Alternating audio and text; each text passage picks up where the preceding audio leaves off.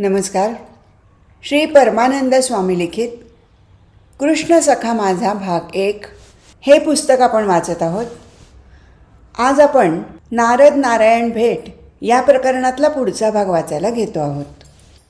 आकाशात जलाने संपृक्त असलेल्या मेघांची अचानक दाटी व्हावी आणि त्यातून एकदम जलधरांची बरसात सुरू व्हावी, अगदी त्याचप्रमाणे अंतःकरणात प्रेमभाव दाटून आलेल्या नारदांच्या मुखातून शब्दरूपाने प्रेमाचा जणू वर्षावच सुरू झाला. हे लक्ष्मीप्रिय नारायणा, हे नारायणप्रिय लक्ष्मी, तुम्हा उभयतांना माझा पुन्हा पुन्हा नमस्कार असो. तुमचा अखंड जय जयकार असो.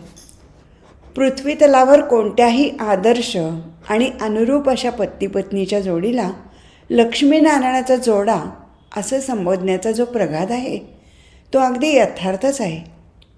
खरं तर पृथ्वी तलावरील कोणीही प्रत्यक्ष तुम्हाला पाहिलेलं नाही. पौराणिक ग्रंथाद्वारे त्यांनी तुमच्याविषयी काही वाचलं व ऐकलं असेल तेवढंच त्यांना माहीत आहे. तरीही त्यांच्या मुखातून तुमचाच उल्लेख सहजपणे येतो. पण मी तर तुम्हाला प्रत्यक्ष भेटत असतो. तुमचं प्रत्यक्ष जीवन अगदी जवळून पाहण्याची संधीही मला तुमच्या माझ्यावरील आत्यंतिक प्रेमामुळेच मिळत असते.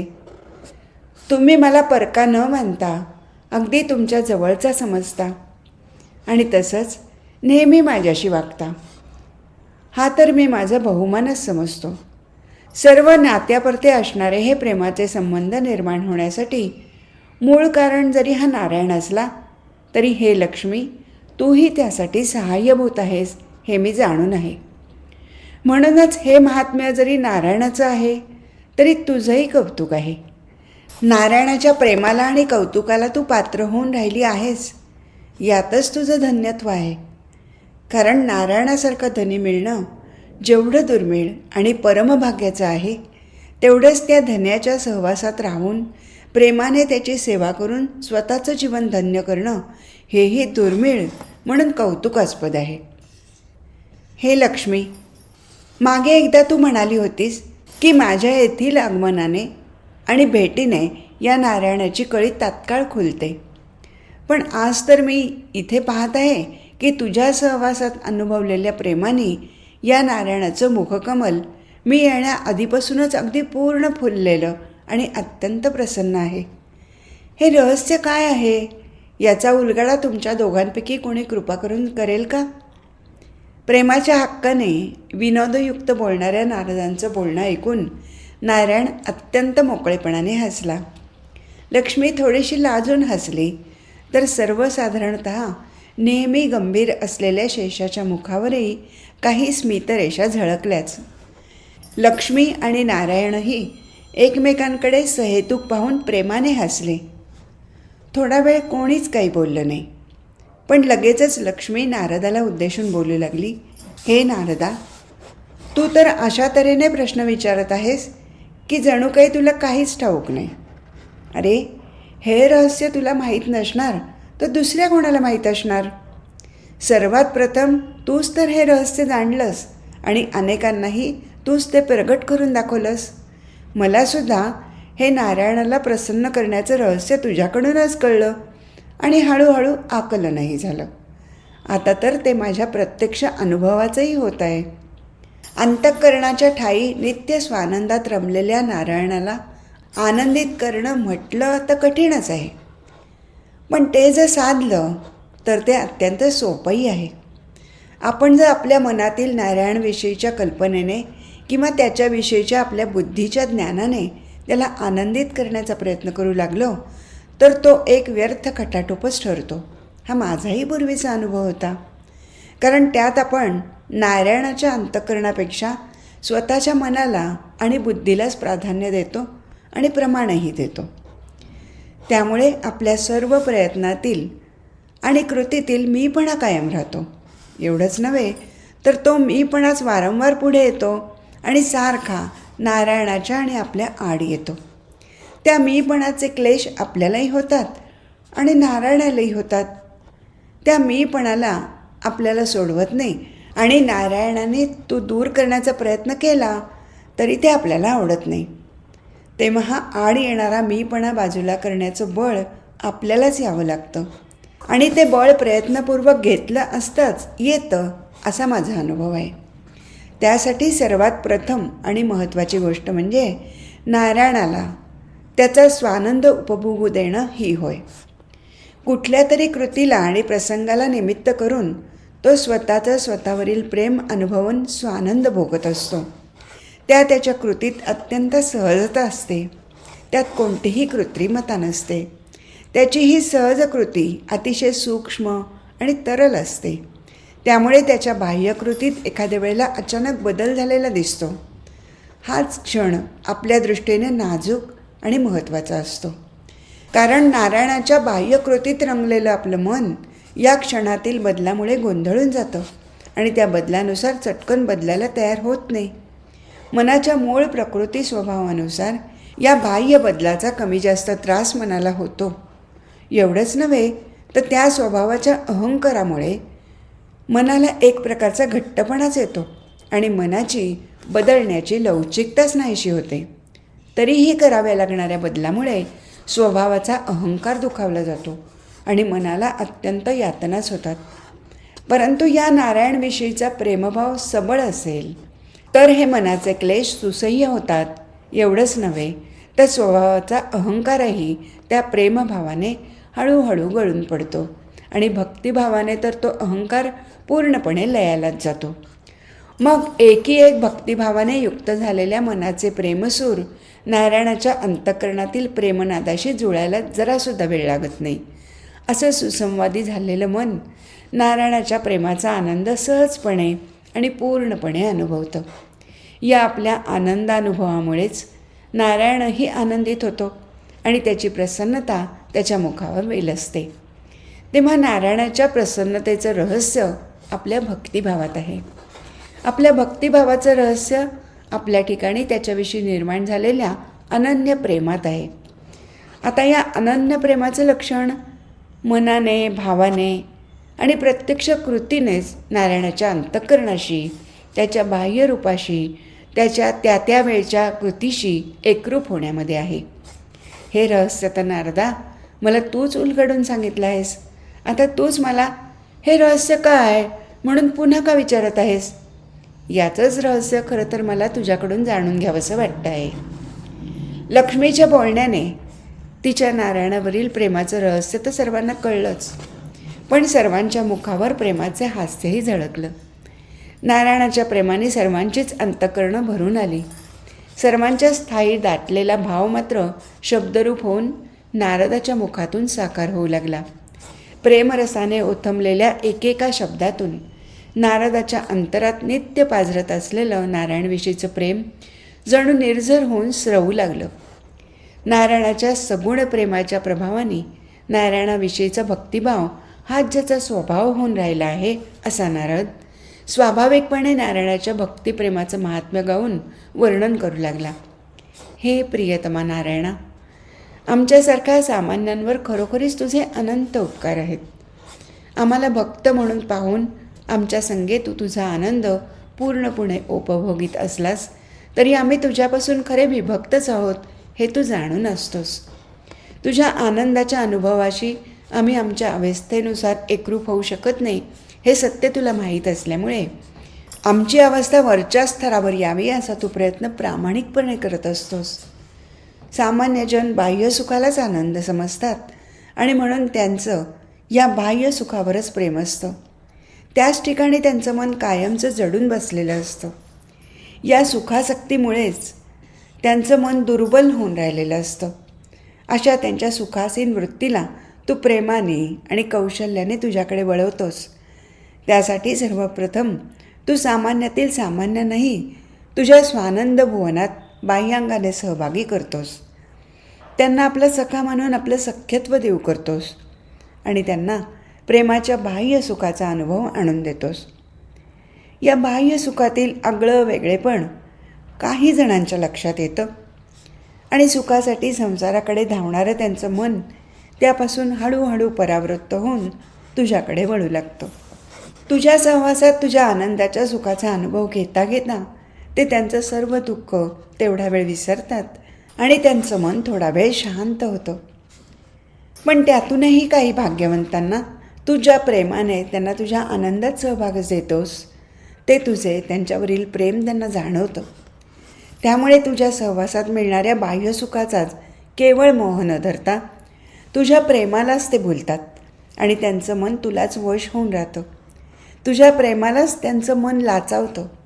तुझं प्रेम अनुभवणं हीच त्यांची एक आवड होऊन बसते. त्यामुळे सांसारिक सुखाची नावडी त्यांच्या ठिकाणी सहजपणे आणि पूर्णपणे निर्माण होते. संसारापासून पूर्ण परावृत्त झालेलं त्यांचं मन तुझ्याच ठिकाणी जडून राहतं आणि तूच एकमेव त्यांच्या अधिकाधिक आवडीचा होत राहतोस. अशा तुझ्या प्रेमात रंगलेल्या भाग्यवान जीवांपैकी काही जणांच्या मनातही तुझ्या प्रेमाचा संगव जडतो आणि तुझ्याविषयीच्या प्रेमाचं मूळ त्यांच्या मनात निर्माण होतं. त्यामुळे तुझ्या केवळ प्रेमाचं सुख अनुभवित न राहता त्यांच्या मनात तुझ्याही सुखाचा आणि स्वास्थ्याचा विचार येऊ लागतो. तुझ्या आवडीचा विचार करता करता आणि त्या आवडीमागील कारणं जाणून घेता घेता तुझ्या मनाची अवस्थाच त्यांना अधिक दिसू लागते. तुझ्यावरील निष्ठा आणि श्रद्धाभावाने तुझ्या मनाची अवस्थाच ते प्रमाण मानतात आणि त्या तुझ्या अवस्थेला अनुसरणं त्यांच्याकडून प्रयत्नपूर्वक घडू लागतं.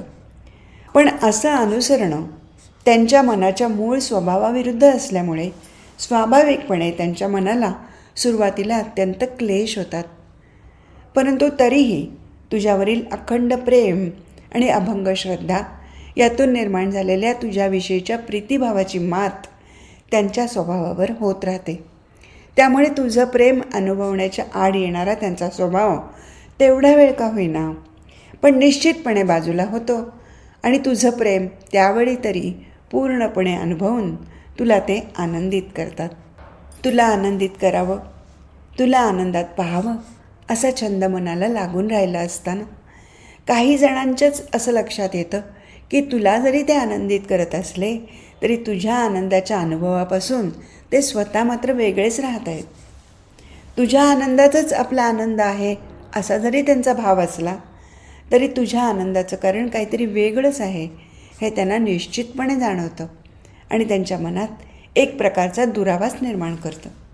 आणि हाच दुरावा त्यांना सहन होत नाही तर अधिक बेचैन करतो. ही त्यांची बेचैनीच त्यांना स्वतः अंतर्मुख व्हायला आणि तुझं अंतःकरण जाणून घ्यायला भाग पडते. त्यातूनच तुझं अंतर आणि त्यांचं अंतर याच्यातील सर्व विभक्तता नाहीशी करण्याचा प्रबळ आणि उत्कट भक्तिभाव त्यांच्या ठिकाणी निर्माण होतो. हे नारायणा, या भक्तिभावापोटीच केवळ तुझ्या मनासारखेच नेहमी वागत असताना देखील स्वतःच्या मनातील विचार आणि भावना ते तुझ्याकडे मोकळेपणाने प्रगट करतात. तू कृपावंत होऊन आणि स्वतः पुढाकार घेऊन त्यांना दिलेल्या सख्यत्वामुळेच हा प्रेमाचा मोकळेपणा त्यांच्या ठिकाणी निर्माण झालेला असतो. परंतु त्याचबरोबर तुझं महात्म्यही त्यांच्या ठायी पूर्णपणे ठसलेलं असल्यामुळे त्यांच्या मोकळेपणाच्या बोलण्यात कुठल्याही मर्यादेचं उल्लंघन होत नाही किंवा तुझ्याविषयीचा कोणत्याही प्रकारचा अनादर व्यक्त होत नाही. स्वतःच्या मनाची दुर्बलता आणि कमरसता त्यांना ठाऊकच असते, पण तरीही तुझ्या महात्म्याचं मनावर दडपण घेऊन स्वतःच्या मनाचे दोष झाकून ठेवणं त्यांना मानवत नाही. तुझ्या त्यांच्यावरील प्रेमापोटी तुझ्यापासून मनात काही लपवून ठेवावं हे त्यांना योग्य वाटत नाही. म्हणूनच त्यांच्या मनाची अवस्था सहजपणे तुझ्याकडे प्रगट होत राहते. परंतु त्याचबरोबर तुझ्या प्रेमामुळे तुझ्या मनासारखं करण्याचा त्यांचा भाव प्रभावी होतो आणि त्यांचा स्वतःचा प्रकृती स्वभाव तेवढा बाजूला पडतो. त्यांच्या कृतीमुळे तुला होणारा आनंद पाहून तेही तेवढा वेळ आनंदित होतात. पण मग नंतर त्यांच्याही लक्षात येतं की त्यांना झालेला आनंद हा केवळ तुला झालेल्या आनंदामुळे नव्हता, तर तेवढा वेळ त्यांचा स्वभावही त्यांच्यापासून दूर झालेला असल्यामुळेच त्यांना तुझ्या आनंदाच्या अनुभवाचा स्पर्श होऊ शकला होता आणि म्हणूनच तेवढा वेळ ते आनंदित झाले होते. एकदा का हे आनंदाचं कारण त्यांच्या लक्षात आलं की तुझ्या आनंदाचा अनुभव स्वतःही घेण्याचं सूत्रच त्यांच्या हाती येतं. ते सूत्रच ते प्रयत्नपूर्वक धरून ठेवतात आणि त्या सूत्राच्या आधारेच तुझ्याजवळ येण्याचा आणि राहण्याचा त्यांचा प्रयत्न सतत चालू राहतो. तुझ्याशी साधलेल्या या जवळिकेतून एक गोष्ट त्यांना निश्चितपणे जाणवते की तुझ्या आनंदाचा अनुभव तर तुझ्यापाशी नित्यच असतो, परंतु त्या आनंदाशी एकरूप होण्याच्या आड जर काही येत असेल तर तो त्यांचा स्वभावच होय. तुझ्या प्रेमाने आणि तुझ्या प्रेमासाठी तो त्यांचा स्वभाव थोडा वेळ जरी बाजूला होत असला तरी तो केवळ तुझ्या प्रेमाच्या प्रभावामुळेच होय. त्या स्वभावाचं मूळ मात्र त्यांच्या अंतरात कायम अत्यंत खोलवर दृढतेनं असतं. या मूळ स्वभावामुळेच त्यांच्या ठायी विभक्तता आहे याची त्यांना पूर्ण जाणीव होते आणि ही विभक्तता दूर करण्याचाच त्यांचा निश्चय होतो. ही विभक्तता फक्त तुझ्या प्रत्यक्ष प्रेमभक्तीनेच दूर होऊ शकेल याची त्यांना पूर्ण खात्री असते. म्हणूनच तुझी भक्ती करण्याचा एकी एक ध्यास त्यांना लागून राहतो आणि त्या ध्यासापोटीच तशी भक्ती त्यांच्याकडून प्रत्यक्ष घडूही लागते.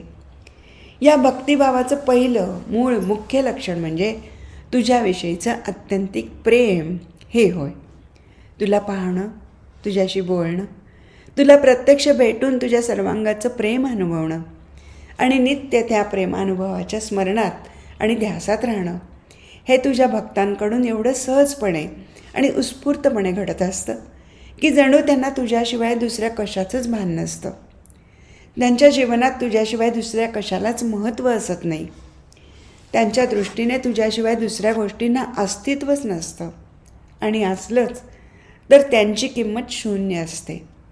परंतु या प्रेमाला तुझ्या महात्म्यावरच्या श्रद्धेची पूर्णपणे जोड असल्यामुळे त्या प्रेमात कोणत्याही प्रकारचा आंधळेपणा नसतो हे महत्त्वाचं.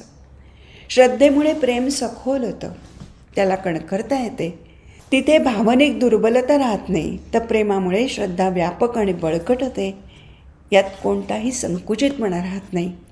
अशा प्रेम आणि श्रद्धा यांच्या युतीतून त्या भक्तावठाई तुझ्याविषयीची निष्ठा वाढत राहते. तुझ्यावरील एकनिष्ठ भावानेच त्याच्याकडून त्यागाची पराकाष्ठा सहजतेने घडते. हा त्याग केवळ बाह्यांगाचाच आणि केवळ बाह्य गोष्टींचाच न घडता त्या भक्ताकडून त्यांच्या मनाच्या आणि बुद्धीच्या दोषांचाही त्याग हळूहळू त्यांच्या नकळत घडत राहतो. त्यामुळेच त्यांच्या प्रकृती स्वभावाचा अहंकारही गळून पडतो आणि तुझ्यातील आणि त्यांच्यातील आंतरिक दुरावाही दूर होऊ लागतो. तुझ्यावरील आत्यंतिक प्रेम, श्रद्धा, निष्ठा यातून भक्ताठाई निर्माण झालेल्या भक्तिभावामुळे त्यांच्या ठिकाणची सर्व विभक्तता विरघळून जाते आणि तुझ्याशी ऐक्य पावल्याचा आनंद ते अनुभवते होतात. अशा तऱ्हेने सुरुवातीला तू त्यांना आपणहून देव केलेलं सख्यत्व ते सार्थ ठरवतात. तू त्यांच्यावर ठेवलेल्या विश्वासाला ते जागतात. तुझ्या प्रेमाला आणि महात्म्याला नित्य स्मरतात. तुझ्यावर जडलेल्या प्रीतीमुळे तुझ्या भक्तीला ते पात्र होतात. त्यांच्या भक्तिभावाचा स्वीकार करून तू त्यांना धन्य करतोस. तुझ्या प्रेमाने नित्य भरून वाहणाऱ्या अंतःकरणामुळे ते जीवनात सदैव निश्चल, निर्भय आणि आनंदी असतात आणि त्यांचं जीवन खऱ्या अर्थाने कृतार्थ होऊन राहतं. नारायणाच्या प्रेमभक्तीचं महात्म्य नारायणाचा मित्र सखा नारद स्वानुभवाने दीर्घकाळ वर्णन करीतच राहिला असता. त्याचं बोलणं तसं सहजासहजी थांबलंही नसतं. परंतु नारायणाच्या सगुण भक्तीची यथार्थ थोरवी वर्णन करता करता नारदाच्या ठाईचं नारायणाविषयीचं प्रेम मोकळं होता होता अधिकच भरून आलं. त्याचा कंठ दाटून आला आणि त्याचा शब्दप्रवाह कुंठित होऊ लागला. शब्दांचं द्वार बंद झालं तरी त्याचा आंतरिक प्रेमप्रवाह मात्र खंडित होऊ शकला नाही. अनुभवाचं वर्णन शब्दांनी जरी कितीही केलं तरी शब्द प्रत्यक्ष अनुभव आणून देऊ शकत नाहीत. परंतु शब्दामुळे आधी घेतलेल्या अनुभवाचं स्मरण होतं आणि तो अनुभव पुन्हा घेण्याचा ध्यास मात्र निश्चितपणे लागतो. हा ध्यासच प्रत्यक्ष कृती करून अनुभव घ्यायला मनाला प्रवृत्त करतो आणि इंद्रियांना उद्युक्त करतो. अगदी तशीच अंतर्बाह्य अवस्था नारदाची झाली. नारद वेगाने आपल्या जागेवरून उठला आणि अत्यंत आवेगाने नारायणाच्या जवळ जाऊन त्याने नारायणाला प्रेमालिंगन दिलं. नारदाच्या या उत्स्फूर्त आणि उत्कट भावातून घडलेल्या सहज कृतीने नारायणासह लक्ष्मी आणि शेष चकित तर झालेच, पण विशेष आनंदित झाले. नारायणाचं प्रसन्न मुखकमल अधिकच संतुष्ट झालं. नारायणाच्या प्रेमालिंगनाच्या सुखाच्या स्मरणाने लक्ष्मीच्या मुखावरील प्रेमभाव अधिक फुलून आला, तर नारायणाच्या प्रेमाने आणि महात्म्याने युक्त असलेल्या शेषाच्या मुखातून शब्दरूपाने नारायणाचं प्रेम स्त्रवू लागलं. हे नारायणप्रिय नारदा, तुला अभिवंदन असो. या नारायणाचं महात्म्य तू नित नाविन्याने गात असतोस, याचं मला पूर्वी फार नवल वाटत असे. पण आता माझ्या लक्षात आलं की या महात्म्याचं नित्यत्व जसं नारायणाच्या अंतरात आहे, तसे या महात्म्यातील नाविन्य तुझ्या ठायी असलेल्या नारायणविषयीच्या आत्यंतिक प्रेमामध्ये आहे. या प्रेमामुळेच तुला नारायणाच्या महात्म्याची नवीन नवीन अंग दिसत असतात आणि त्याचं सौंदर्य वर्णन करून तू त्याचा आनंद अनुभवत असतोस. ते वर्णन श्रवण केल्यामुळे आम्हालाही नारायणाच्या अंतःकरणाचे विविध अंग त्यांच्या सौंदर्यासह पाहायला मिळतात आणि थोडीफार कळतातही. परंतु ही अंग नारायणाच्या ज्या अंतरंगाची आहेत, ते नारायणाचं अंतरंग तुझ्याप्रमाणे आम्ही यथार्थपणे जाणत नसल्यामुळे आमच्या आनंदाची मर्यादा आणि रूप हे सुखापुरतंच राहतं. अर्थात या सुखापुरतं नारायणाविषयीचं प्रेमही आमच्या ठिकाणी निश्चितपणे आहे. या प्रेमातून नारायणाची प्रीतीही जुळलेली आहे, परंतु त्या प्रीतीतूनच वरती आलेला भक्तिभाव मात्र आमच्या ठिकाणी पूर्णपणे नाही. त्यामुळेच भक्तिभावातून स्वानुभवाचं होणारं नारायणाचं खरं महात्म्य आम्ही जाणू शकत नाही. ही व्यथा जरी आमच्या अंतरात असली तरी त्याचबरोबर तुझ्या मुखातून या नारायणाच्या सगुण कथा श्रवण करण्याची आतुरता आमच्या ठायी सदैव असते. यात आमचा काही मोठेपणा नसून हा गुणधर्म आमच्या ठिकाणी निर्माण झालेल्या या नारायण प्रेमाचा आहे. या प्रेमामुळेच नारायणाच्या सगुण कथा श्रवणाने त्याच्याविषयी अंतरात निर्माण झालेली प्रीती वाढत राहून उत्कट होते. या प्रीतीभावातूनच भक्तिभावाचं प्रेम वरती येणार आणि नारायणाचं महात्म्य आम्हालाही अनुभवाचं होणार याची मला खात्री आहे. हे नारद महर्षे, नारायणाचं प्रेम तुझ्या अंतरात भरभरून वाहत आहे. अशा अवस्थेतील तुझं इथे होणारं आगमन, तुझं नारायणाकडे अत्यंत प्रेमभराचं पाहणं, त्याच्याशी अत्यंतिक प्रेमाने बोलणं, एवढंच नव्हे तर तुझ्याकडून सहजपणे घडणारी प्रत्येक उत्कट कृती ही आनंदसागरात नित्य वास्तव्य करून असलेल्या नारायणाच्या अंतःकरणातही उचंबळून आणते. तर नारायणाच्या प्रेमात असलेल्या आमच्याही ठायी प्रेमाच्या लहरीवर लहरी निर्माण करते, यात नवल ते काय. त्यामुळेच तुझ्या येण्याने या वैकुंठात एका नवीन प्रकारच्या उत्साहाचं आणि आनंदाचं वातावरण निर्माण होतं. हे नारदा, एक गोष्ट मात्र निश्चित आहे की तुझ्याकडून नित्य नाविन्याने प्रकटणाऱ्या नारायणाच्या महात्म्याचं मूळ कारण या नारायणाचीच थोरवी हे जरी असलं तरी काहीतरी बाह्यांगाचं निमित्त कारणही घडलेलं असतंच. हे निमित्त कारणही तेवढंच महत्त्वाचं असतं आणि तेही जाणून घेणं हेही तेवढंच आनंदाचं असतं, कारण या बाह्य कारणाचं मूळही नारायणाच्या सगुण प्रेमातच असतं. हे नारदा, आज इथे तुझं आगमन झाल्यापासून तू नारायणाच्या सख्यत्वाविषयी विशेषत्वाने सांगत आहेस. तुझ्या सांगण्यातील अक्षरानक्षर खरं आहे असं मीही माझ्या अनुभवाने सांगेन, कारण या नारायणाने प्रेमाने आणि विश्वासाने आपणहून आपल्याला सहवास आणि सख्यत्व देऊ केलं. म्हणून तर आपल्याला नारायणाची जवळीकता लाभली आणि त्याचं प्रेम अनुभवण्याची संधी आपल्याला नित्य उपलब्ध झाली. परंतु आजच या सख्यत्वाचं महात्म्य प्रकर्षानं तुझ्याकडून प्रगट होण्याचं काय कारण आहे बरं? तुझ्या भूतलावरील वास्तव्यात असं काय घडलं? तू काय पाहिलंस किंवा ऐकलंस की ज्यामुळे तुझ्याकडून या सख्यत्वाविषयी विशेष रूपाने बोलणं होत आहे? नारायणाच्या भक्तीची थोरवी या सख्यत्वाच्या अंगाने सांगण्याचं काय प्रयोजन आहे? खरंच हे जाणून घेण्याची आमच्या ठिकाणी असलेली उत्कंठा वाढतच आहे, कारण जरी तुझ्याकडून हा विषय उत्स्फूर्तपणे प्रकट झालेला असला तरी त्यात थोड्याफार प्रमाणात का होईना पण कार्यकारण भाव हा असणारच. तेव्हा कृपा करून आमच्या सर्वांच्याच मनात असणारी ही आस पूर्ण करावी अशी नम्रपणे प्रार्थना आहे.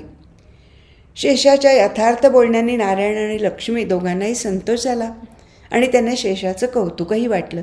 लक्ष्मीने ते कौतुक आपली पसंतीची मान डोलावून व्यक्त केलं, तर नारायणाची पसंती त्याच्या मुखावरील मनमोकळ्या हास्याद्वारे व्यक्त झाली. शेषाच्या बोलण्याला नारदाकडून काय आणि कसा प्रतिसाद प्रगट होईल तो श्रवण करण्यासाठी आतुर झालेले नारायण लक्ष्मी आणि शेष या तिघांच्याही नजरा नारदावरती एकाग्र झाल्या. त्या तिघांच्याही एकवटलेल्या भावाचा प्रभाव नारदावर होऊ लागला आणि तो त्याच्या मुखावरील बदलत्या भावावरून जाणवू लागला. उत्कट भक्तिभावाने फुलून आलेलं त्याचं मुखकमल केवळ सुंदरच नव्हे तर तेजस्वीही दिसू लागलं. मूळच्या गौरवर्णात मिश्रित झालेल्या लाल रंगामुळे त्याच्या मुखावरती अत्यंत सुरेख आणि नाजूक अशा गुलाबी रंगाचं साम्राज्य जणू पसरून राहिलेलं दिसत होतं.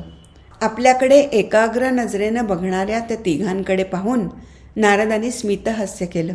क्षणभरच त्यांनी आपले नेत्र मिटून पुन्हा उघडले, मात्र त्याच्या नेत्राद्वारे प्रेमाश्रूचे जणू पूरच लोटू लागले आणि मुखाद्वारे शब्दधारा प्रवाही होऊन वाहू लागल्या.